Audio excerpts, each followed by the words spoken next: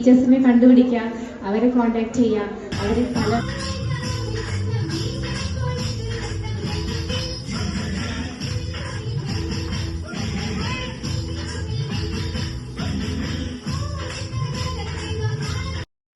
ആ ഒരു മൈൻഡിൽ നിന്ന് വന്ന ഒരു പോയിന്റ് ആയിരിക്കണം ഇന്ന് ഈ ഒത്തുചേരൽ.